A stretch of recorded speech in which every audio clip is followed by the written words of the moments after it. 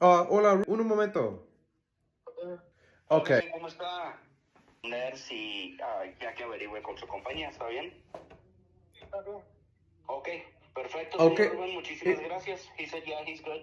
okay, and one of the things I was going to mention as well is to just make sure that like his company could have like their letterhead on the letter so that it looks official.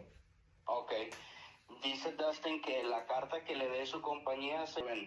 Okay, Se buenas cuida. noches.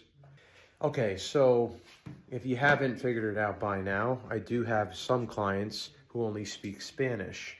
I do have access to translators when we need to talk to our clients that only speak Spanish. I also have clients that are Vietnamese and a few other different languages. So I have the ability to always make this kind of thing happen. Now, what I was specifically talking to this client about is we have already sent the demand to the insurance company, which is a presentation of his case, and we wait to see the offer that we get from the insurance company based on this demand letter that we send. Well, something that we didn't include in this demand letter is his lost wages. This is not out of the norm. You don't always have to include it in the demand letter, and then you could supplement it later in the middle of the negotiations. Sometimes we do it before we send the demand letter, sometimes we do it after. As long as it's submitted before you negotiate, it's not a big deal.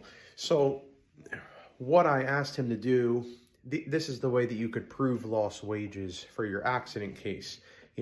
Number one, you can get a pay stub that shows how much you make an hour, and you can show the pay stubs after the accident, uh, to show how much money you did not get on your check compared to how much money you were getting on your checks before the accident. That's one way to do it. The way that I like to do it is I like to just get a letter directly from the employer, their HR department or whatever.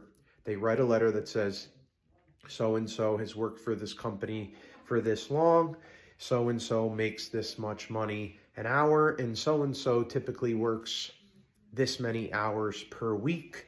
Since the accident, he has missed out on X amount of hours, and therefore he has missed out on X amount of dollars. Gets right to the point of how much money the person missed out on, and we submit that to the insurance company to increase the offer, and also as a negotiation tactic if we don't initially submit it.